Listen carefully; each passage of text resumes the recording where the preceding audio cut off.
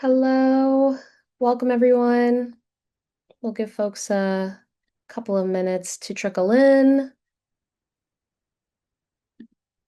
Thanks so much for joining us. We're gonna start out with a moment of connection. So in the chat, please feel free to introduce yourself and tell us about a meaningful moment of connection that you had recently.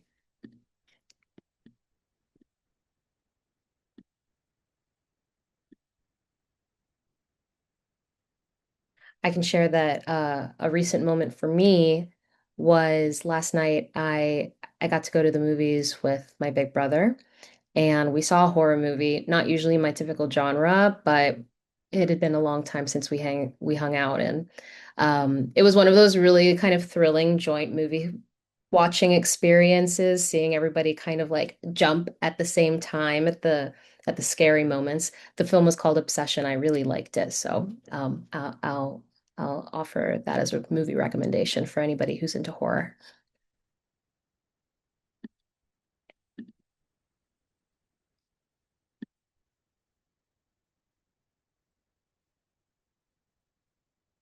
Yes, go Knicks. Awesome. Okay, we'll give folks one more minute before jumping in.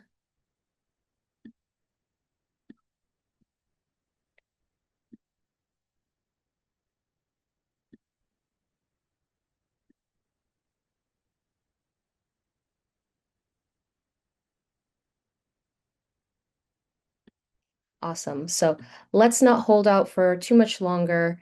Welcome, everyone. We appreciate you joining us for this webinar on our fifth social framework report focused on advancing social connection through arts, culture, and leisure. My name is Nicole Morgan. I have the pleasure of serving as the research and practice manager at the Foundation for Social Connection. I have spent much of my career exploring this topic. It's really near and dear to my heart, so I'm super excited to be facilitating this conversation today. Before we begin, I want to take a moment to express my thanks to our dedicated subcommittee, contributors, and reviewers who generously volunteered their time and expertise to inform this work.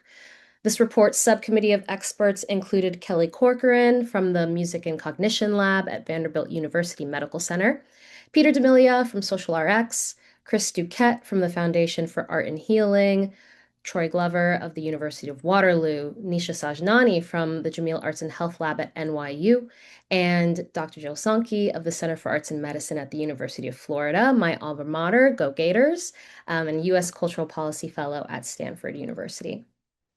I'm also super grateful to my incredible team here at the Foundation that helped bring this report to life, including Prashir Pashrika, Ashley Kronbach, Finley Blair, and Shannon Vivajal. Y'all are rock stars. Thanks so much.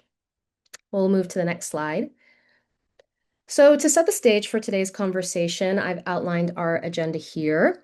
We're excited to see from registration information that we're welcoming a fair share of new faces to our work. So I'll begin with brief background on the foundation and our social framework. After that, I'll provide a bit of an overview of the Arts, Culture, and Leisure report. And then lastly, we'll move into our great panel discussion for you with members of our subcommittee as well as our report's primary author, and then have some time baked in there for audience Q&A. Just to cover a few quick housekeeping items, please feel free to keep connecting with one another in the chat. If you have a question you'd like to pose specifically to today's speakers, we kindly ask that you use the Q&A feature. We'll do our best to answer them. Additionally, we are recording this webinar. We'll send the recording as well as links to any resources mentioned today in a follow-up email. Next slide.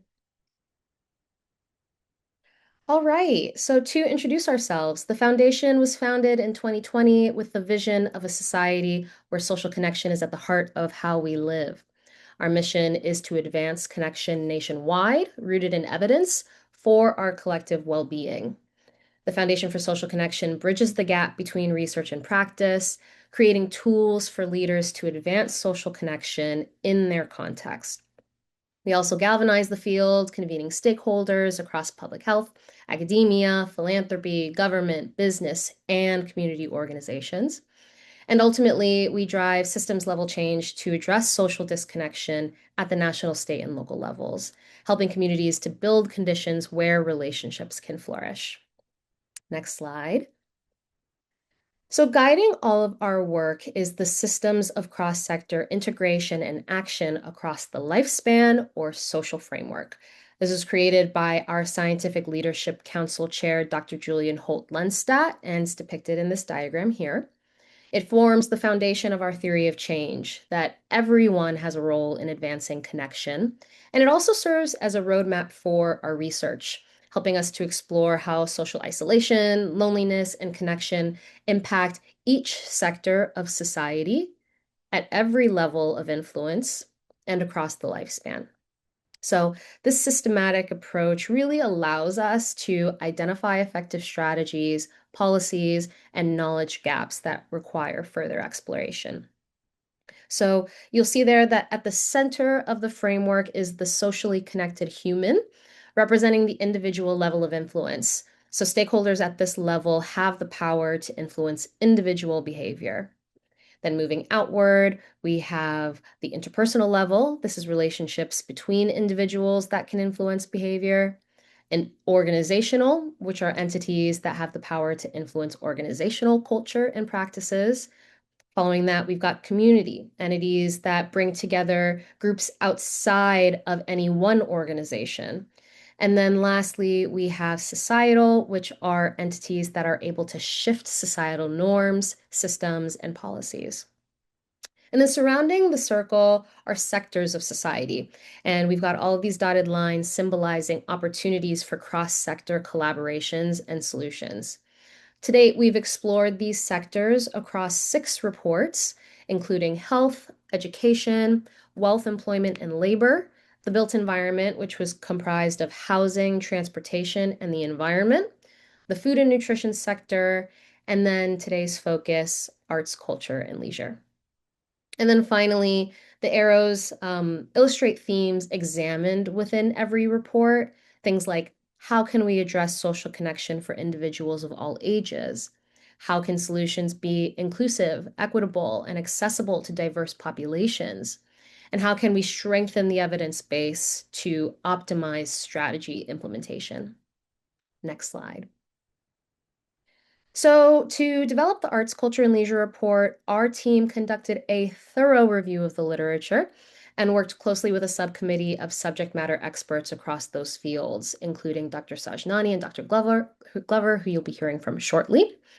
Our objectives for the report were to describe and understand how arts, culture, and leisure work as interconnected systems, spaces, and practices that shape social life, to identify how arts, culture, and leisure opportunities can either support or hinder social connection, and to highlight promising strategies and examples for increasing social connectedness through the arts, culture, and leisure. So before I touch on those recommendations, I want to quickly ground us on what we mean by arts, culture, and leisure, so we're operating from shared understanding. Rather than trying to define them rigidly, our team took a what we mean when we say approach to describing these concepts for the report. And this was a way to really kind of acknowledge variations and understanding of these concepts that are really so often dependent on cultural context and personal meaning. So, when we say arts, we're talking about creative expression and shared connection that are rooted in aesthetic experiences, acknowledging that spectrum from making to experiencing art. When we say culture, we're referring to the shared meaning, identity, and ways of relating that are shaped by beliefs, traditions, and everyday practices. And when we say leisure, we mean freely chosen experiences that foster restoration, joy, and opportunities for connection. Next slide. So, as I've alluded to, as with all of our social framework reports, we include a collection of strategies that span 5 levels of influence, many of which touch on more than one at once. And for arts, culture, and leisure, 7 strategies emerged from the literature that showed promising effects on social isolation, loneliness, and connection, as well as related indicators such as social capital, social cohesion, sense of community, and belonging. They included things like lowering barriers and expanding equitable opportunities for meaningful participation in arts, culture, and leisure, embedding participatory arts and group-based leisure opportunities within community-serving institutions and public systems, while recognizing the complementary role of specialized therapeutic approaches as appropriate. Embedding arts, education, leisure, and play-based learning across formal, non-formal, and informal education settings. Establishing and sustaining community hubs dedicated to arts, culture, and leisure, including arts, culture, and leisure in placemaking efforts to prioritize recurring interaction and inclusive gatherings. Recognizing arts, culture, and leisure as a core component of social infrastructure in policy, planning, and funding decisions. And then finally, creating enabling environments for low barrier, recurring community participation in arts, culture, and leisure. Next slide. Also within that report, you'll find our Making It Happen strategies, and these are strategies that really serve to support the implementation of the 7 strategies I just listed. These include things like inviting local arts, culture, and leisure programs and initiatives to be at the table in local policy and strategy groups, co-creating arts, culture, and leisure activities with communities and supporting grassroots leadership, facilitating intergenerational exchange through arts, culture, and leisure engagement, adopting things like social prescribing in healthcare and community-based contexts. And then finally, carving out funding for arts, culture, and leisure in annual budgets as a way to effectively leverage resources that help maximize and sustain impact. Next slide.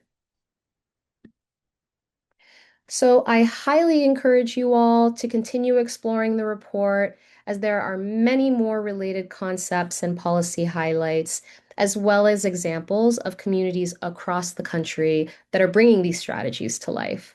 We do things like present cross-cutting themes and perspectives to consider when developing, researching, and implementing these kinds of approaches, as well as a table of key stakeholders we've identified as being best positioned to influence the arts, culture, and leisure sectors. And it's our hope that after this, you'll not only read the report, but also provide your feedback so we can continue to expand on these considerations, stakeholders, and strategies, and share it with your friends too. Next slide.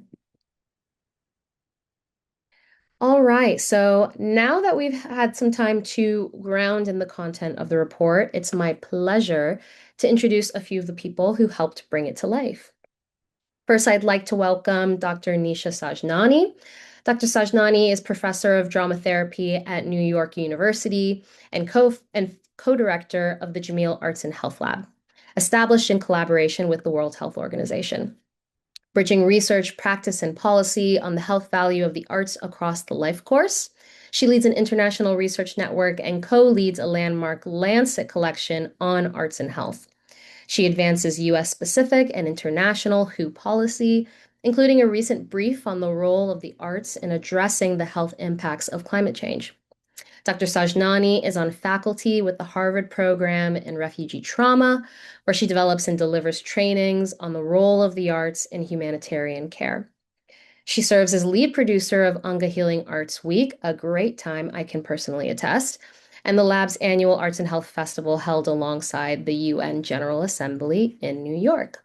Welcome, Dr. Sajnani. Up next, I'd like to welcome Dr. Troy Glover. Dr. Glover is a professor in the Department of Recreation and Leisure Studies at the University of Waterloo and director of the Healthy Communities Research Network. His work explores how everyday environments and experiences, from parks and public spaces to leisure engagement, shape social connection, community life, and well-being. He's affiliated with the Future Cities Institute and the Future of Work Institute at Waterloo and serves as principal of Healthy Placemaking Solutions, a consulting practice that works with municipalities and organizations to design programs, spaces, and strategies that strengthen social connection. A fellow of the Academy of Leisure Sciences, Dr. Glover was recently recognized as a leading scholar in social capital and community well-being. Thank you for being with us today, Dr. Glover. And finally, I'm excited to introduce Ashley Krombach.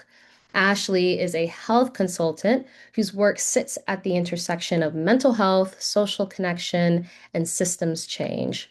She partners with schools, nonprofits, and community organizations to translate research into practice, tools, and programs that experiences that equip people and communities with more accessible, relationship-centered support. Currently, she partners with us at the Foundation for Social Connection to support research initiatives exploring the influence of various sectors, advancing social connection and belonging, and with the National Association for Chronic Disease Directors to support sustainable school-based youth mental health initiatives.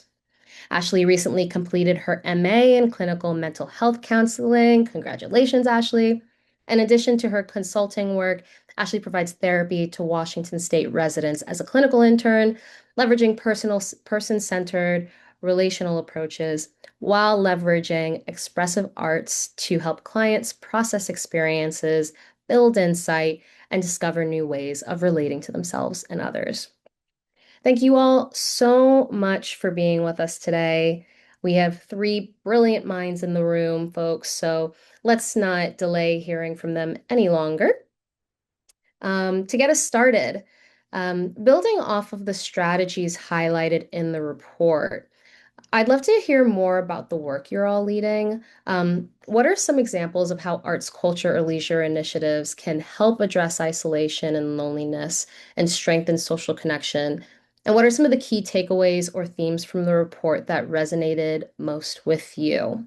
As our resident leisure expert, Troy, I'll ask for you to start us off. Thanks, Nicole, and hello, everyone. Really a pleasure to be here today. To answer your question, Nicole, I think one of the major themes of this report is the idea of repetition. I think when it comes to social connection and building durable social connection, repetition becomes so important to that endeavor. And so I think one of the powerful features or aspects of arts, culture, and leisure is that often it brings people into a routine or an opportunity to encounter each other more than once to build that type of relationship. Amazing. Thank you so much, Troy. Nisha, if I can ask you to go next, I'm curious, what resonated most with you? Sure. Hoping you can hear me okay, everybody. So I would build off of what Troy has offered and speak to the natural enjoyment and pleasure that comes from arts, culture, and leisure, because that is often the fuel that fuels that repetition. I think the report really underlies that it's this combination of repetition, shared enjoyment, and co-creation that turns co-presence into real connection. There are many examples of this throughout the report. I know one of them is an example from a theater-based program that we lead here in New York through the NYU program in drama therapy in partnership with Breaking Ground, which is a group of support agencies, supportive housing agencies in New York, where weekly repetitive groups, repeating groups offer residents this predictable creative space. It lowers social risk and it gradually strengthens relationships and real sense of kind. Amazing. Thank you, Nisha. Ashley, I'd love to toss it to you as you were so pivotal in shaping these strategies, and especially given your experience working on other social framework reports. Were there any that really stood out to you? Yeah, I appreciate Nisha bringing up co-creation. I think that, one of the biggest takeaways that I've also seen kind of become a through line across all of the social framework reports at the foundation, is that connection doesn't just happen because people are near each other. It happens because the spaces are intentionally designed to invite that interaction participation and that reoccurrence that Troy was speaking to. And one of the really powerful ways of doing that is through co-creation. And so shifting away from the idea of creating for and instead creating with. Throughout the report, there's several examples of collaborative art projects, community murals, participatory festivals, all of which are experiences that give people that shared focus and a sense of ownership where they're building something together. And I think, kind of building off of what both Troy and Nisha said, I think what's really important here is that the relational outcome is a product of that participation. So people might be coming to these initiatives because they like music or dance or storytelling, but over time, it's that reoccurrence and those repeated interactions that are building trust and familiarity. And so in this report, we talk about arts, culture, and leisure as a relational system rather than just viewing it as kind of the nice to have. And I think that that framing is really powerful because it shifts us into seeing social connection through arts, culture, and leisure as a product of designing environments where that connection can emerge more naturally. 100%. Thank you so much, Ashley.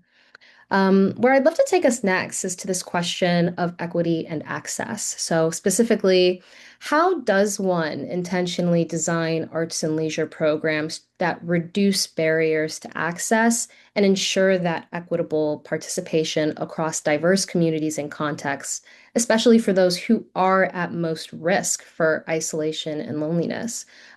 We can start in the reverse order. So, we'll start with you, Ashley, and we'll make our way in the reverse order. Yeah. So in the report, we talk about this a lot and highlight that the participation patterns are shaped by socioeconomic factors, cultural representation. And so we have to be asking what are the barriers that people are navigating, whether it's cost, transportation, disability access, childcare, also thinking about language, cultural relevance, and if the spaces feel like a space that somebody sees as for them. And so I think what we like a practical thing to do is to do almost like a landscape assessment of the structural conditions that are in place and really start asking ourselves, what is in place, what's working, what's not working. Are there voices that are missing that can help inform barriers that maybe we aren't seeing in the moment? And look at who's and what art forms, leisure and cultural experiences are being valued and funded and centered in the first place, and really start to expand into those that might be missing. Wonderful. Thank you, Ashley. Nisha, let's hear from you next. Sure. I think I'll amplify some of what Ashley's offered. I mean, one of the biggest barriers that I keep hearing about, and I hear about it here in New York, but I also hear about it in other cities and rural areas across the US. But given that our work is global, it's come up again and again in cities and in countries around the world. One of the biggest barriers is time equity, where many people most at risk of isolation have their days consumed by survival, work, caregiving, navigating housing and health systems. So adding one more thing can just feel impossible. So in the report, we talk about reducing isolation through arts, culture, and leisure as being relevant or related to designing around people's real constraints, time, money, energy, safety, and embedding programs where they already live, where they already co-create or receive services, and with adaptations that make participation feel possible and feel, as Ashley spoke to, culturally relevant. Absolutely. Thank you, Nisha. Finally, Troy, I'd love for you to round us out with this question. Yeah, thanks, Nicole. And I think the other panelists have given really outstanding responses. From my perspective, I think that what we need to recognize is that when people come into spaces, public spaces, any sort of social space, generally speaking, the default is to not connect. And so I think what we have to recognize is the importance of addressing social risk. To most people, it's very uncomfortable to engage with others. Where arts, culture, and leisure fit in is they're low stakes activities that sort of enable people to engage with one another.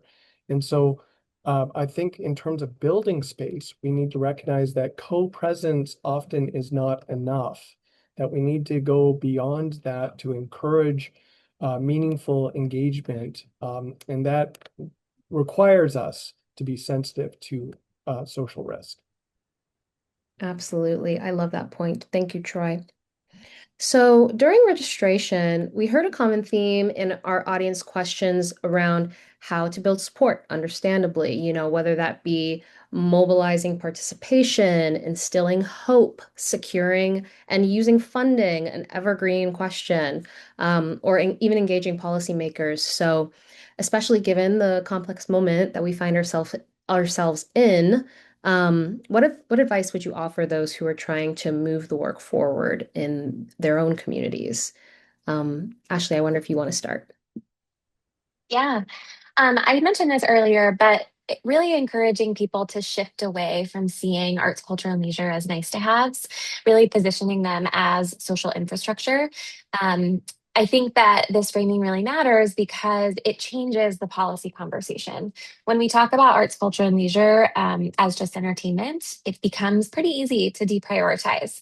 But when we embed it or connect it to other systems, whether it's public health, civic life, community resilience, it becomes a lot harder to dismiss because we see it ingrained in the systems that we're actively operating in. I also think, kind of related to this, is building a shared language across sectors. Through my work with the foundation on these reports, I've found that often we're doing similar work in different sectors, we're just calling it different things. So, really helping stakeholders across sectors get really clear on what they're working towards and really identifying those relational outcomes can really start to help define a shared language that moves us into more streamlined collaboration, where then we can also get clear on what we're measuring. We often talk about, and we talk about this in the report as well, we talk about success in terms of attendance or outputs, but there are other outcomes like belonging, trust, social cohesion, repeated participation, more of those relational outcomes that might be harder to quantify, but they have a really important role in helping us define success and then making the case for arts, culture, and leisure as social infrastructure. Absolutely. Thank you, Ashley. And all about using evidence to make the case. So thank you for raising that. Troy, how about you? What's your advice for folks leading this work? Well, I'd like to build off of what Ashley said. Earlier on, she talked about arts, culture, and leisure being a relational system. Now, I think it's important to flesh that out just because, as she mentioned, often people think of arts, culture, and leisure as being relatively trivial, but I think it's actually quite integral and fundamental to bringing people together in a meaningful way. And so when I use the term relational system, what I mean is that arts, culture, and leisure doesn't just entertain, as Ashley mentioned, or fill our time. It actually creates important conditions for people to meet and interact and recognize one another and gradually build relationships over time. So, things like a recreation league, a choir, a knitting circle, a festival, a walking group, or even the same people gathering regularly in a park, these repeated experiences help turn strangers into acquaintances, acquaintances into friends, and communities into places where people feel they belong. So in that sense, a relational system isn't just a program people attend once, it's a set of spaces and routines and shared experiences that repeatedly bring people together into contact with one another until familiarity, trust, and belonging begin to grow. And I think if we can use that sort of framing, I think we can do an effective job in positioning arts, culture, and leisure as being fundamental to advancing social connection. Absolutely. I love that. Moving the needle from nice to have to fundamental, that is absolutely the task at hand. Last but not least, Nisha, what's your advice? I think I will lift up what my colleagues have said. If we frame arts, culture, and leisure as part of a system that keeps people connected, which is like we understand as being vital to health and well-being, alongside housing and transportation and health services, it becomes that much harder to treat it as expendable. And my colleagues here have also spoken to the importance of valorizing what people are already doing, from knitting circles to church choirs, to neighborhood games, informal art circles, walking groups that demonstrate, and then demonstrate how those sorts of practices with stories and data, how these practices support health, housing stability, and social connection. So I think it also gives us the fuel to be able to advocate for investment in the spaces, in the staffing, in the partnerships that make these everyday practices possible and sustainable. And I'm really glad to see the kind of policy momentum that's already underway, both in the US and around the world, that it seems to make this more of a reality. Georgia's recent passing of a House resolution that recognizes the role of the arts in supporting mental health is a great example. I just returned from Greece from the second arts prescribing conference, where they are the first country in the world to mandate arts prescribing in the context of social prescribing as law. So this is something that they are now encouraging their entire health system, including the psychiatry, to start prescribing. And of course, that leads us into a conversation about over-medicalizing this issue and this conversation. But it is a really interesting space that they've opened up to say that we're going to take this very seriously and fund it. Absolutely. Thank you, Nisha. Really incredible advice and wisdom from each of our panelists. Thank you so much. To round us out, before we shift over to audience Q&A, what new opportunities or possibilities are you seeing in this space right now that give you hope? Nisha, do you want to start? What's giving you hope? Sure. I think this policy momentum is giving me hope. And today, in just an hour or so, I'm headed to the Federal Reserve Bank of New York, where we're meeting with city and state leaders across culture and health to talk about how we invest in these kinds of practices in a more sustainable way. What sort of financing models allow us to really make this more of a reality? And that policy meeting is going to be followed up by a US-wide policy meeting. And so I think that there's significant momentum, significant interest, and the time to act is now. That gives me a lot of hope. Absolutely. Thank you, Nisha. Troy, what's giving you hope?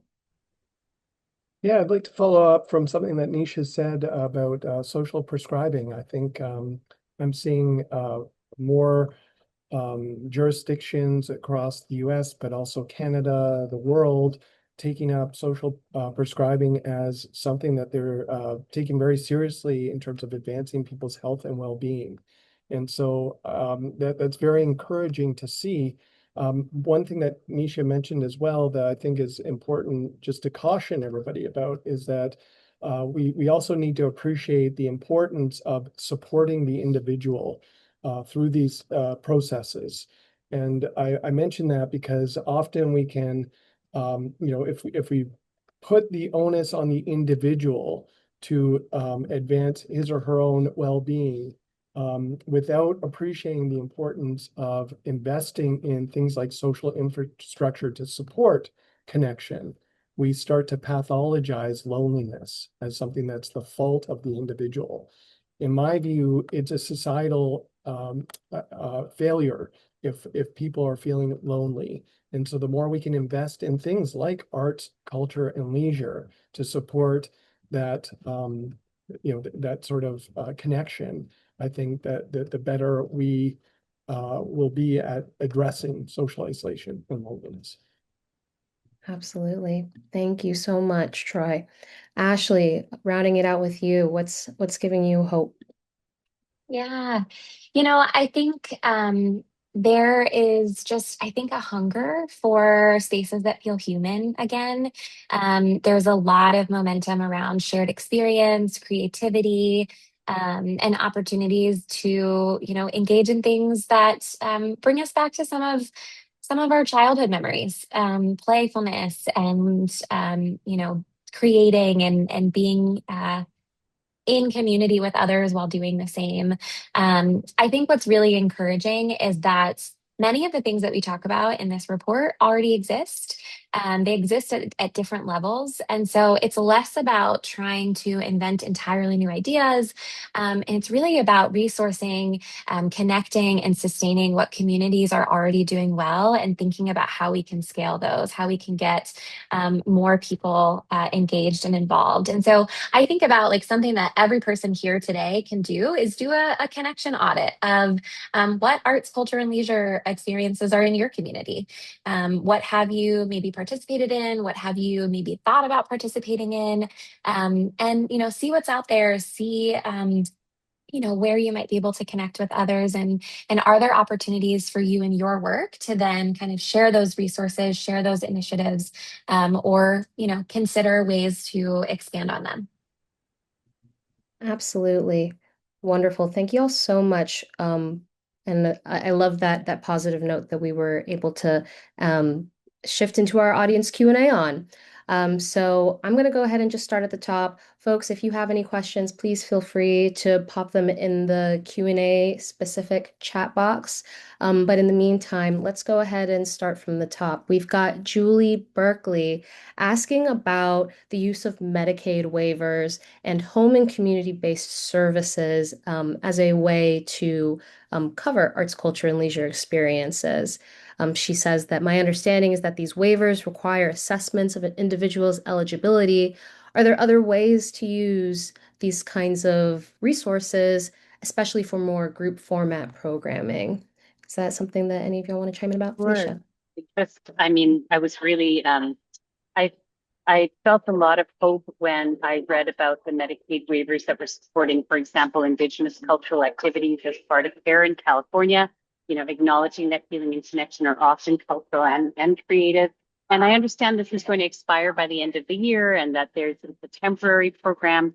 And I think that, that strategy is worth looking at in terms of, replicability across other states. I know in New York, there was a concerted effort to expand Medicaid to include the services of creative arts therapists, which of course we're talking about on the more clinical end of the spectrum, where people who are, devastated by ongoing chronic isolation and other conditions might benefit from more supportive care environments that also incorporate recreational and arts and cultural activity. So I think that's an interesting avenue to explore in terms of sustaining possibilities like that. Wonder if anyone else would like to jump in on that.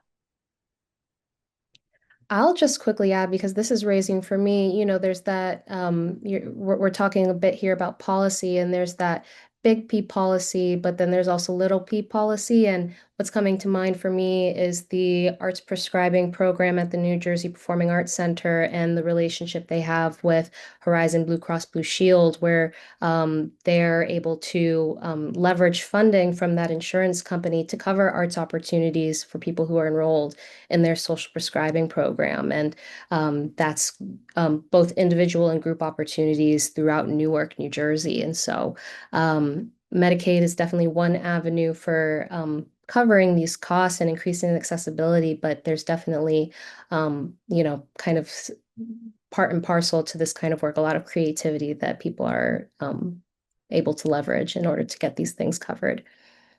All right, let's move to the next question. Angela Ridgway, she asked, I'm working to start a nonprofit cooperative art gallery and community gathering space. Amazing. Most grants require 1 to 5 years of operation. Any suggestions to find funding for new organizations?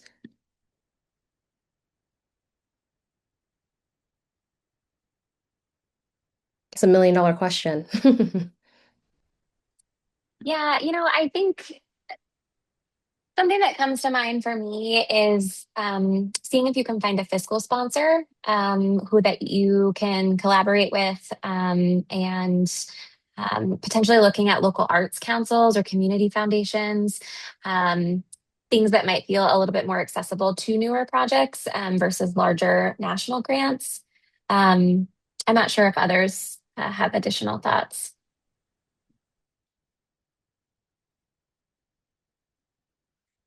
Something that's coming to mind for me, I'll just add in, is I mean, as a researcher and evaluator, maybe this is my bias, but I think that there's so much value in introducing evaluation as soon as possible because being able to provide those kinds of metrics and tell those kinds of stories of impact will just make you all the more attractive to funders, even if you haven't necessarily, had that same legacy of time as an asset. There's still ways that you can tell really meaningful stories through data about the impact that you're having that would be really compelling to funders, especially when you're thinking about things like social connection as it relates to, your health. All right, let me go ahead and take a look at the Q&A. Oh, I love this question from Carol Davis. My 98-year-old friend's brain is better than my 68-year-old brain, but she is very hard of hearing and has macular degeneration. She has very low vision and can only go out with assistance from a walker and another person. I have played autobiographical music and interviewed her and wrote a part of her life story. What else can I do to help her see how much she still has in her life and bring her some joy? What a wonderful example of using these tools to build interpersonal connection right there, Carol. So thank you for offering that. It reminds me of Dan Cohen's work in The Right to Music, where he was featured as the social worker in the film Alive Inside. And he runs an organization now called The Right to Music, and talking about how it seems like as we age, we somehow lose the right to music. We might end up in a facility that doesn't enable us to participate in such a life-giving, joyful activity, whether it's listening or making. And that he actually asked people to just go ahead and make music playlists of music that gives you joy and to ask your loved ones to do that. And so it's wonderful to hear that being put into practice. I think about my own mom and what gives her joy. And I don't know what I could prescribe here, but I do know that how it started for me is having that conversation with her so that I could build in more of those kinds of activities. And it turned out for her that a weekly swim was doing it for a while and going for walks in the park. So that's what we try to do. And it's not just the activity, it's very much connected as we've been speaking about to the people that are there who you're spending time with. Certainly. Any other thoughts from our panelists?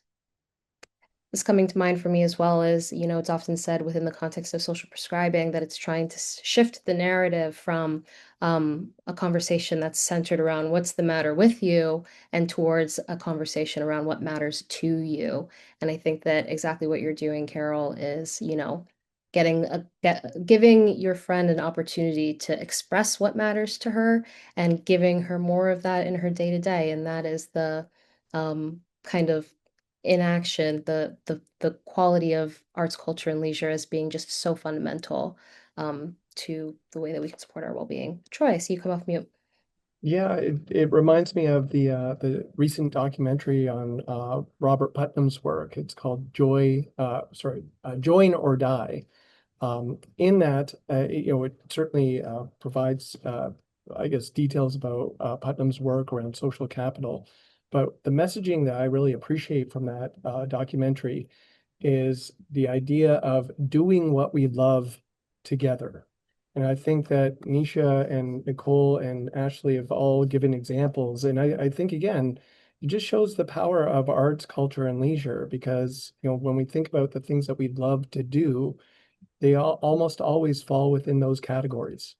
And so if we can find the time and energy to repeatedly engage with others, in the things that they love, then I think that's the best thing that we can do in terms of building that connection. Absolutely. Thank you so much. Um, all right, we've got another one from Juan Arvelo. I'm really excited about the findings of this report, but in my context, it feels like a daunting task to educate the society on the role of arts, culture, and leisure in people's well-being. Do you have any words of encouragement for those of us who are facing that challenge? I would say, there is such a wealth of, it's not only evidence that's going to move the needle in terms of people's behavior or purse strings, but it certainly can hurt. And Nicole was speaking about this earlier. And I think, a colleague of mine, Daisy Fanfort, who's now the UNESCO Chair for Arts and Global Health, as well as the WHO chair for the Collaborating Center on Arts and Health, put out a recent book called Art Cure, and it is full of amazing references and stories. And it's one example. It's a recent example that's made the Sunday bestsellers list, Sunday Times, and in the UK, and it's been shortlisted for the International Women's Book Prize. I mention it because it is a great resource to be able to say, here's some evidence that can demonstrate why this is helpful. And, it can help you in telling that story to whichever audience you might be in front of. And of course, you pair that to meet the audience. But if it's a gap in evidence, I think that we have plenty to offer in addition to the stories. I know that for our lab, we also spend time creating different kinds of media. So we'll create short films that demonstrate how music making or theater making, improv is a powerful vehicle for social connection, which leads to, X number of health outcomes. 100%. Yeah, Troy. to build off what Nisha said, I think from my perspective, positioning arts, culture, and leisure is really a matter of, first of all, underscoring the severity of the public health issues, at the core of advancing them. And so I think, organizations like the Foundation for Social Connection, the work of Julianne Holt-Lundstad in terms of really establishing that social isolation and loneliness are severe crises. That is the first step in terms of just understanding that there is a problem, and then shifting to understand that arts, culture, and leisure present a really scalable and feasible way of addressing this crisis is really important to making that argument. I think personally, when I talk about my own research on social connection and leisure, it really resonates with folks, because I think as they understand how they connect with others, how they maintain, sustain, build relationships with others, they come to understand that leisure and, again, arts and culture are a big part of what they engage in to actually, develop those meaningful relationships. So I think that people can understand the important role that these things play when you start to talk to them about it. I think maybe one thing I'll just jump in and add here is that something Troy said reminded me of this, is that people are already doing it, right? And so one of the strategies we've used in different cities and countries we've engaged in is a mapping exercise. And we'll literally map and make visible what people are doing in the community to foster their own health and well-being, social connection being at the core of it. And if we can lift that up, we're essentially making an entire sector of people and community organizations engaged in arts, culture, and leisure more visible, with the idea that theory of change, that the more visible you make it, maybe we're in a better position to value it. And to talk about the fact that this is already happening, this is what people are turning to, and any kind of behavior change psychology will point to that as a good starting point. What are people already doing? And how do you build up? Absolutely.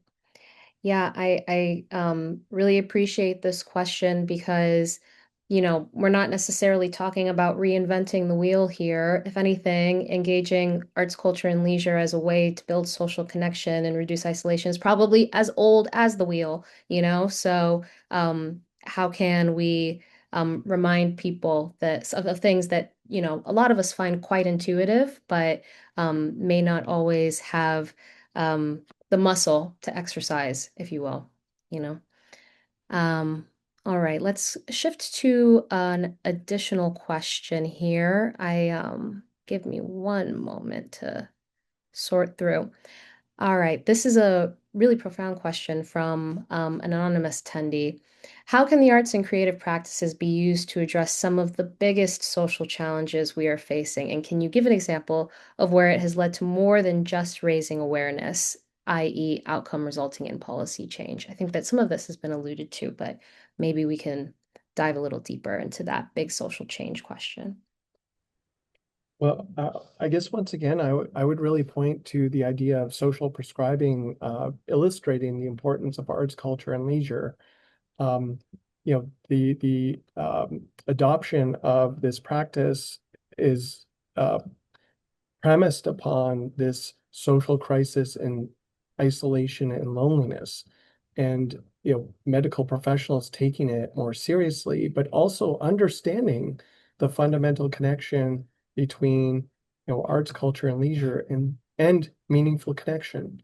So to my mind, I don't think we should underplay how significant it is that we're moving in a direction where more and more communities are adopting this social prescribing model. It really underscores the importance of arts, culture, and leisure as often what is being prescribed to individuals. Really. Any other thoughts? I've got another question that I think kind of piggybacks well off of this one, from Kimberly in the chat. I love the note of awareness in over medicalizing the topic, wondering if anyone may speak more specifically about connecting as preventative medicine for things like addiction or with veterans, or any connection with plant medicine. The topic speaks so well to addressing cause of addiction, mental health, etc. So, this awareness of over medicalization, but also recognizing the role of these things in a medical model.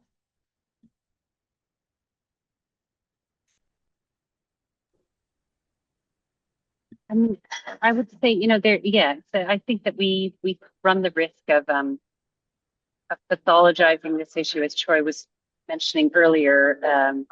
If we're not careful, we prescribe these things to ourselves. I started taking up the drums 8 months ago because I was just like, I need to stop talking about it and just do it. And it's given me so much joy. Yeah. And then, I teach theater and therapy, drama therapy, but I took up an improv class because I needed to stay fluid in it and I wanted to meet new people and I loved it. And it's given me so much joy on Wednesday evenings. That's today.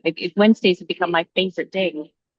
So, prescribe these things to ourselves and recognize that when people are in need of more sustained or more individualized or more focused care, that we also deserve the whole arc of possible activities and forms of expression that motivate us and give us joy and that um, deepen our sense of meaning making in the world. And so creative arts therapies are a part of that, prescribing leisure activities that can complement other psychotherapeutic or rehabilitative approaches should absolutely be part of how we think about holistic care within medical system as well.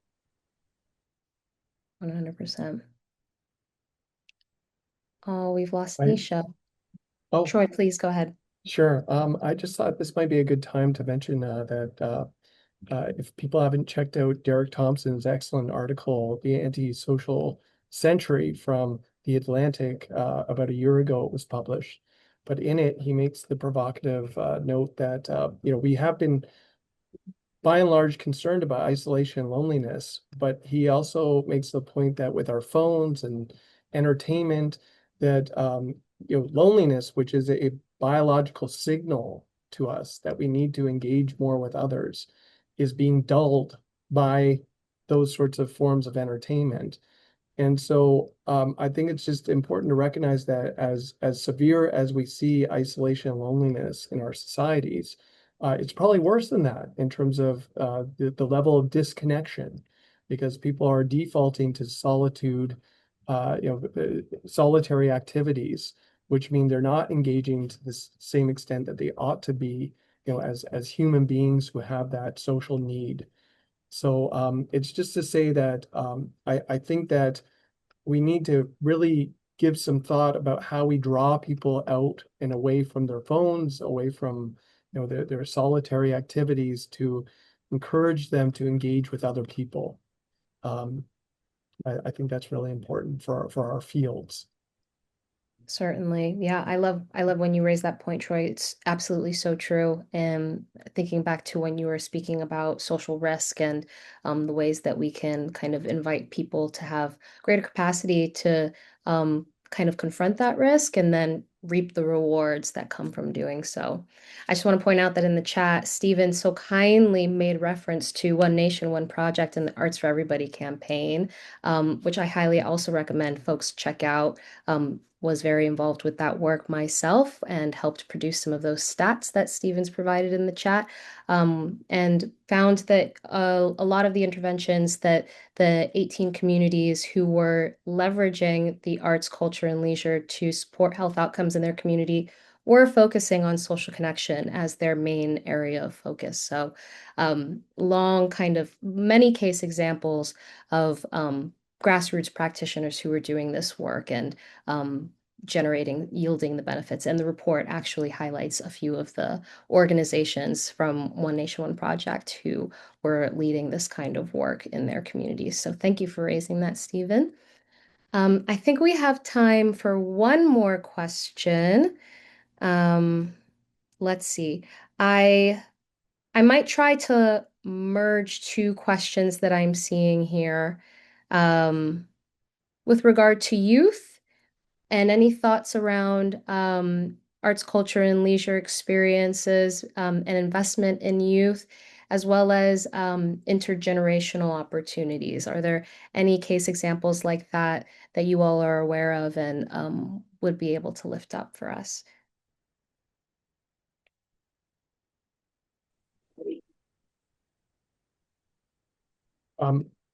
Or go ahead, Nisha. Okay.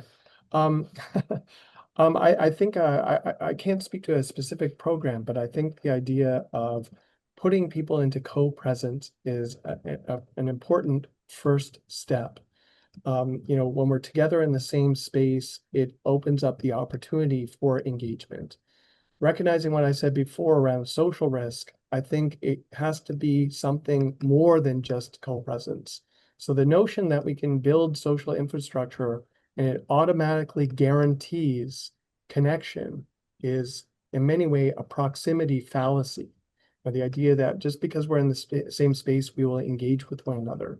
And that again is where arts, culture, and leisure can play a big role. We can move from what sociologists call civil inattention, where we're distanced from each other intentionally in the same space, to using approaches like triangulation, where there's a third element that brings us into connection. And that third element almost always can be arts, culture, or leisure. So I think there's a lot of potential there when it comes to youth, intergenerational connection, with older adults, just people in general. I think if we can bring them into the same space, think about addressing social risk, using arts, culture, and leisure as that third element to bring them into contact and connection and signal that they can engage with one another, that can lead to connection. But again, that connection needs to be repetitive for meaningful connection to form. And those are my thoughts. Thank you. It reminds me of something my friend, artist Yasmania Boleda speaks about, which is the activities need to be sticky and sweet. It's like catching flies to honey, really. I would just say, from one of the things that we do with the WHO is we will lead on policy briefs that aggregate evidence and insights from around the world. And the one that's coming up next is on the role of the arts in supporting youth mental health. And inevitably that would include leisure activities as well. And in the focus groups that we've led around the world, over 80% of youth spoke to these kinds of activities as being instrumental to maintaining their mental health. So we're hearing it from you directly, and our job is to make good on the pathways that enable that to happen. And just to add to those comments, I think it's also important to appreciate, a lot of times when we think about arts, culture, and leisure, we think about programs. But I think the whole idea of lingering in space is important. So, these sorts of things, drawing people to enable them to hang out, to be in the same space, is an important first step. It doesn't always have to be so structured. Absolutely. I'd love to, yeah, I would just love to add, Troy, you brought up lingering. We have several examples of intergenerational initiatives in the report, including Magic Me, which is a UK-based initiative, StoryCorps, as well as Caros Alive, which is in Minnesota. But Troy, when you mentioned lingering, it made me think of when I did an interview with the Levitt Family Foundation. They talked about some of the language they use to describe their concert series is an outdoor living room. And that actually stemmed from a participant that had gone multiple times, had brought their family, and really had this feeling of it's an outdoor living room where I'm, connecting with people that I know, new people, meeting new people, and they wanted to stay. They wanted to stay in that living room for a little bit longer. So I appreciate you calling out that lingering piece. Amazing. Thank you. The power of language, really, and how we frame these things.